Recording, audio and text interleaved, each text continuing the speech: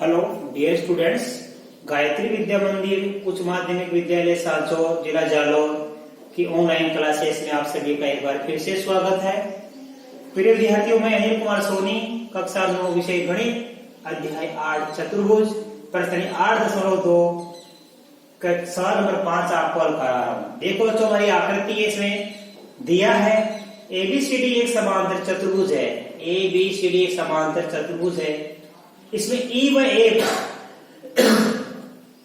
क्रमश है एबी व सीडी के मध्य बिंदु है। ई एबी का मध्य बिंदु है और ए सीडी का मध्य बिंदु है। बीडी विकर्ण है हमारा, माना ए एफ व ईसी, ये ए एफ और ये ईसी क्रमश है। इस बीडी को पी व क्यू पर प्रतिच्छेद करते हैं, यानी ये एफ इस बीडी विकर्ण को पी बिंदु पर और ये ईसी विकर्ण हमारा इसको विकर्ण बीडी को क्यू बिंदु पर प्रतिच्छेद कर रहा है। सिद्ध करना है कि ये एएफ व ईसी, एएफ व ईसी इस विकर्ण बीडी को समत्रिभाजित करते हैं, यानी ये एएफ और ईएफ इस विकर्ण को 3 भागों में बांटते हैं, 1 भाग 2 भाग 3 भाग, अर्थात डीपी बराबर पीक्यू बराबर क्यूबी। डीपी, पीक्यू और क्यूबी तीनों भाग बराबर होना चाहिए। अब देखो बच्चों, उत्पत्ति लिखेंगे हम, ध्यान देना। चूंकि ई किसका मध्य बिंदु, एबी का, चूंकि ई एबी का मध्य बिंदु है। ई एबी का मध्य बिंदु है, ठीक है। इसलिए ये एई किसके बराबर होगा, एबी का आधा होगा। ये ए किसका आधा होगा, एबी का। एफ सीडी का मध्य बिंदु है, क्योंकि एफ सीडी का मध्य बिंदु है, इसलिए ये सीए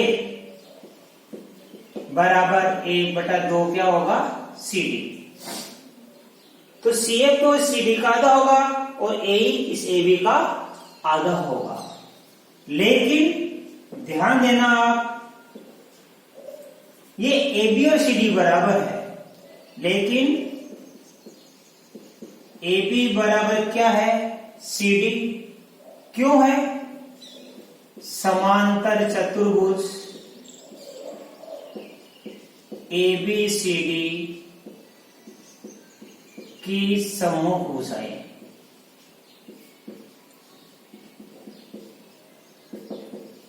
ठीक है, इसलिए तो जब AB बराबर CD है, इसलिए ये आधा AB और आधा CD बराबर हो जाएगा। इसलिए आधा AB और AB का आधा और CD का आधा दोनों बराबर हो जाएंगे, राइट। तो जब ये दोनों बराबर होंगे तो ये दोनों भी बराबर होंगे। इसलिए ध्यान देना, AE बराबर क्या होगा, CF। ये AE बराबर क्या होगा, CF होगा, राइट। ये समीकरण नंबर 1 हो गया। अब आप ध्यान देना, चूंकि हमारे पास में ये AE और E क्या हो गया, CF बराबर हो गया। अब देखो ये AB समांतर क्या था, CD। AB CD के समांतर भी है, इसलिए AE समांतर FC, AE समांतर क्या होगा, CF। ये समीकरण नंबर 2 हो गया, राइट। तो ये समीकरण नंबर 2 हो गया हमारे पास है बच्चों, ध्यान देना आप। अब प्रमेय 8.8 के अनुसार, प्रमेय 8.8 के अनुसार क्या होता है, जब किसी चतुर्भुज में भुजाओं का एक युग्म बराबर हो और समांतर भी हो तो वह समांतर चतुर्भुज कहलाता है। प्रमेय 8.8 के अनुसार AECF एक समांतर चतुर्भुज है। समांतर चतुर्भुज है, राइट। AEFC एक समांतर चतुर्भुज है, इसलिए ये AF समांतर EC होगा। इसलिए ए समांतर क्या होगा, इसी होगा, राइट। तो जब ये AECF हमारा समांतर चतुर्भुज हो गया, क्योंकि ये दोनों भुजाएं बराबर भी है और समांतर भी है, तो AECF समांतर चतुर्भुज हो गया, तो A बराबर क्या होगा, AC होगा, क्योंकि ये समूह भुजाएं क्या होती है, समांतर होती है। देखिए बच्चों, तो ये A समांतर क्या है, AC, इसलिए ये AP समांतर किससे होगा, EQ के, इसलिए AP समांतर क्या होगा, EQ, ठीक है। ये समीकरण नंबर क्या मान लिया अपन ने, 3, AP समांतर EQ हो गई। इसी प्रकार ये PF, इसलिए PF समांतर, ये PF किसके समांतर होगी, CQ, ये हमारी समीकरण नंबर हो गई 4, ठीक है बच्चों। अब देखो अब क्या होगा, त्रिभुज हमारे पास ये है, इधर ध्यान देना, ये ABP त्रिभुज ABP में ध्यान देना, ABP में क्या हमारे पास में, E किसका मध्य बिंदु, AB का, E AB का मध्य बिंदु है, तथा ध्यान देना EQ समांतर क्या है, AP, EQ समांतर AP है, इसलिए प्रमेय 8.10 से क्या होता है, किसी त्रिभुज में एक भुजा, कौन सी भुजा, AB के मध्य बिंदु यानी इसे से दूसरी भुजा, यानी कौन सी, देखो बच्चों, एक भुजा AP इसका मध्य बिंदु है, इसे दूसरी भुजा कौन सी थी, AP, दूसरी भुजा AP के समांतर कोई रेखाखंड खींचा जाए,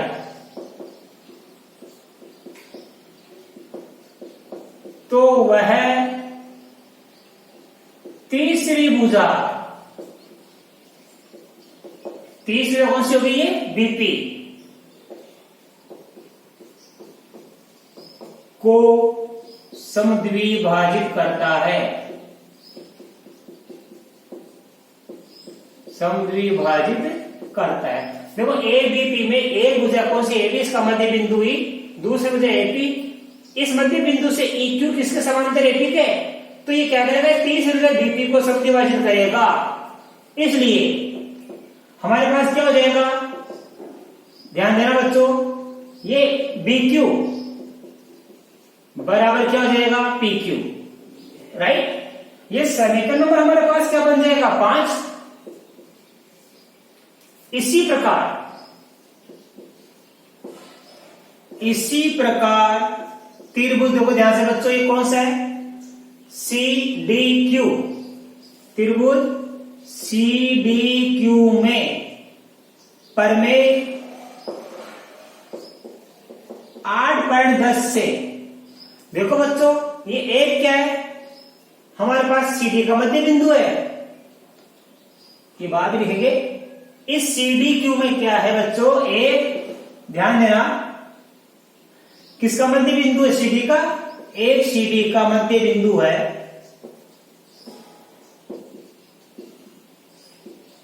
और क्या है, PF समांतर CQ, PF समांतर क्या है, CQ, ये PF समांतर CQ है, इसलिए प्रमेय 8.10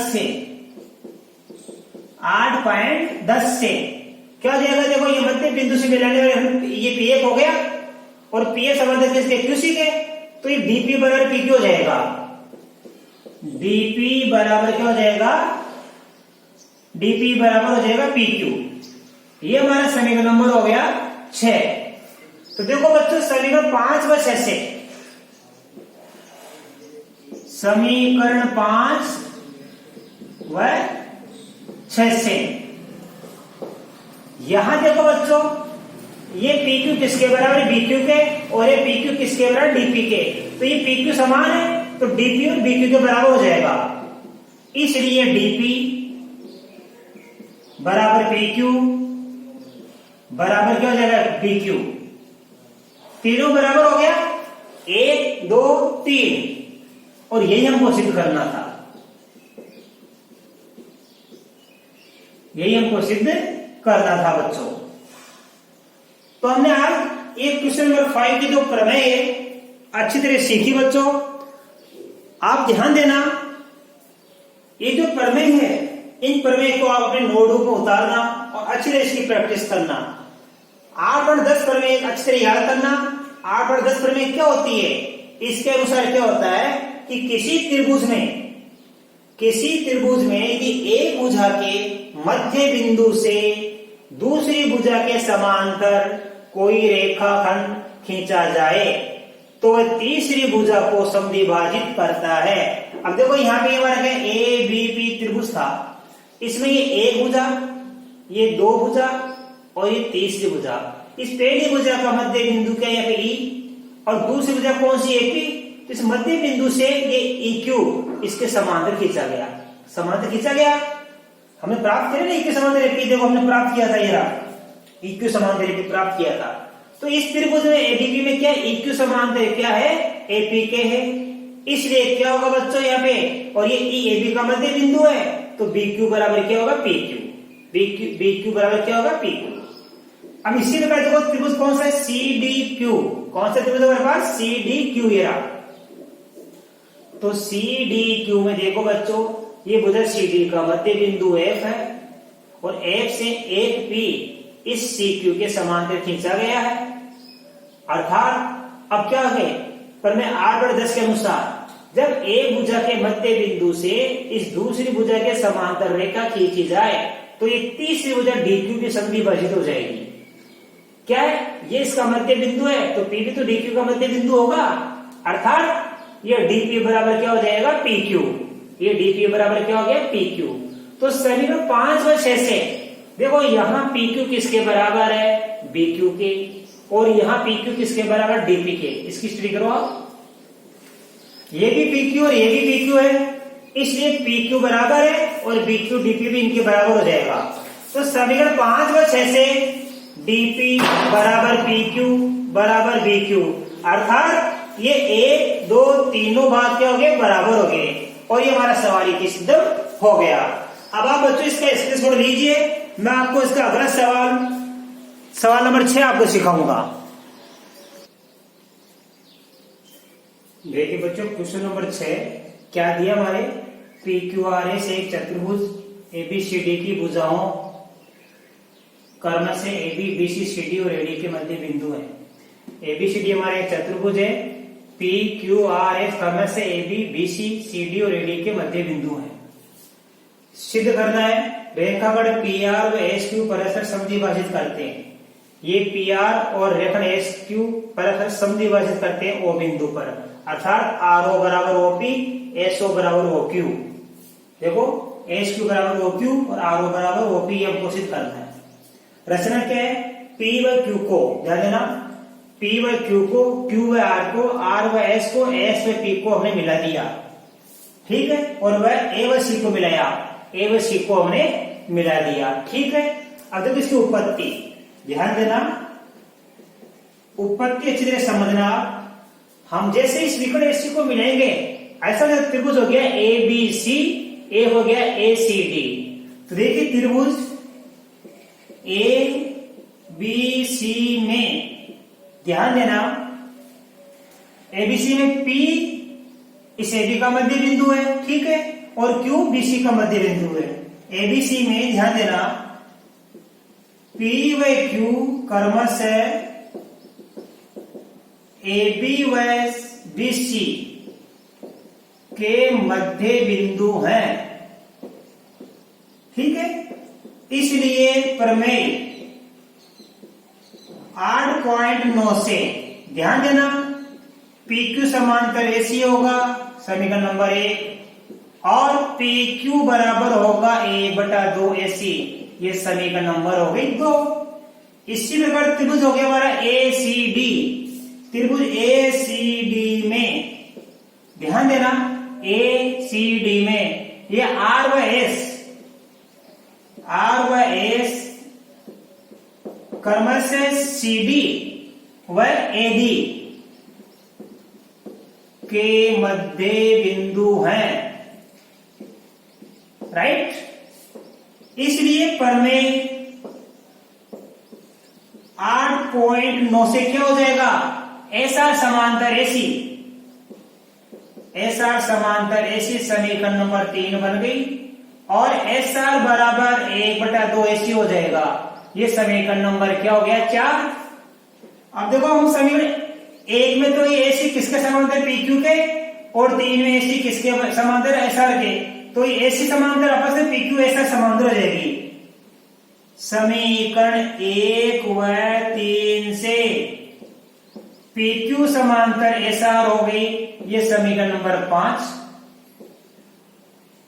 अगर समीकरण 2 व 4 से, 2 व 4 से आधा AC PQ को बराबर है और आधा AC SR के, तो आधा AC बराबर है तो PQ बराबर SR, PQ बराबर क्या हो गया, SR हो गया।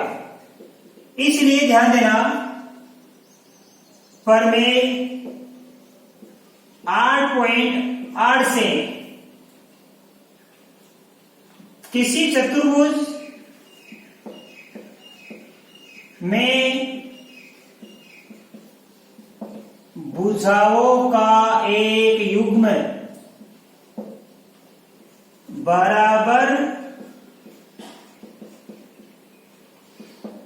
व समांतर हो तो चतुर्भुज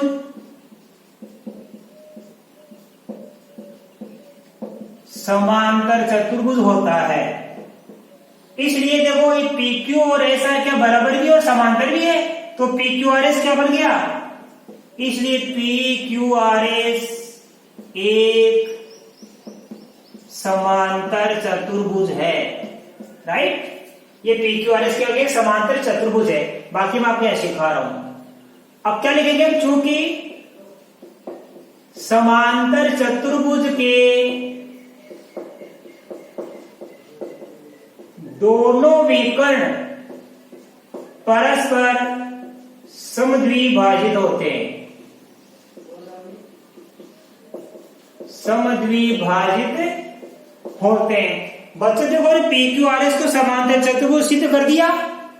अच्छे से सीखना आप कि त्रिभुज ABC था, इसमें क्या हो गया, AB का मध्य बिंदु P और BC का मध्य बिंदु Q, तो इन मध्य बिंदु को मिलाने वाला रेखाखंड PQ हो गया।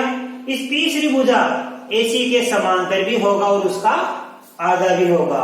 हमने ये लिखा, देखो यहाँ पे PQ समांतर SR और PQ, यहाँ पे देखो आप PQ समांतर AC और PQ बराबर 1/2 AC हो गया त्रिभुज ABC। अब देखो बच्चों, त्रिभुज ACD है हमारे पास। ACD में क्या है, CD का मध्य बिंदु R और AD का मध्य बिंदु क्या है, S। इन दोनों मध्य बिंदु को मिलाने से रेखाखंड बन गया हमारे पास SR। ये SR क्या होगा, इस AC के समांतर भी होगा और ये SR इस AC का आधा के बराबर होगा। क्यों होगा, प्रमेय 8.9 से। तो प्रमेय 8.9 के अनुसार क्या होता है, प्रमेय 8.9 के अनुसार क्या होता है कि जब किसी त्रिभुज की दो भुजाओं के मध्य बिंदु को मिलाया जाए तो मिलाने वाला रेखाखंड इस तीसरी भुजा का आधा भी होता है, इसके समांतर भी होता है। तो PQ इसके समांतर आधा हो गया और ये SR इस AC के समांतर भी हो गया। ध्यान देना, हमारे पास SR AC के समांतर भी हो गया और SR 1/2 AC के बराबर भी हो गया। अब आप ध्यान दीजिए, समीकरण 1 में तो AC PQ के समांतर है और 3 में AC SR के समांतर है, तो ये AC बराबर है। इसका मतलब समीकरण 1 और 3 बराबर हो गई, ये 1 और 3 बराबर हो गई। इसका मतलब PQ किसके समांतर हो गया, SR के। तो समीकरण 1 व 3 से PQ समांतर क्या हो गया? SR, right. ये PQ किसके समांतर हो गया? SR के। अब समीकरण 2 में क्या है? 1/2 AC PQ के बराबर है और 4 में भी 1/2 AC किसके बराबर? SR के। तो ये दोनों समीकरण बराबर हो गई, क्योंकि यहाँ भी 1/2 AC आ गया, यहाँ भी 1/2, ये दोनों समान हो गया, इसका मतलब ये दोनों समान हो जाएंगे। तो समीकरण 2 व 4 से ये PQ और SR क्या हो जाएंगे? बराबर। PQ और SR क्या हो जाएंगे बच्चों? बराबर हो जाएंगे। तो देखो हमारे पास इस चतुर्भुज PQRS के भुजाओं का एक युग्म ये बराबर हो गया, ये एक युग्म बराबर हो गया, PQ बराबर SR, और दोनों आपस में समांतर भी है। तो प्रमेय 8.8 के अनुसार क्या होता है कि किसी चतुर्भुज में यदि भुजाओं का एक युग्म, ध्यान देना प्रमेय 8.8 क्या है? 8 क्या है? इसके अनुसार किसी चतुर्भुज में भुजाओं का एक युग्म बराबर व समांतर हो तो चतुर्भुज समांतर चतुर्भुज होता है। तो यहाँ ये PQ और SR बराबर भी हो गया, देखो ये रहा बराबर, और ये दोनों समांतर हो गए, देखो ये हो गया समांतर। तो इसका PQRS क्या हो गया? एक समांतर चतुर्भुज हो गया, ठीक है। और समांतर चतुर्भुज के दोनों विकर्ण परस्पर समद्विभाजित होते हैं, इसलिए ये विकर्ण देखो, इसलिए विकर्ण PR व SU O बिंदु पर समद्विभाजित होते हैं। कौन से बिंदु पर समद्विभाजित होते हैं? O बिंदु पर समद्विभाजित होते हैं, इसलिए ये OR बराबर होगा OP तथा ये OS बराबर होगा OQ, और यही हमको सिद्ध करना था। अर्थात ये हमें ये तो सिद्ध करना था कि PR और SQ परस्पर समद्विभाजित करते हैं, अर्थात SQ बराबर OQ। ध्यान देना, PR और SU पर SO बराबर OQ, ये SO बेटा, ये SO है, SO बराबर OQ, तो ये हो गया SO बराबर OQ और ये OP बराबर OR इति सिद्धम।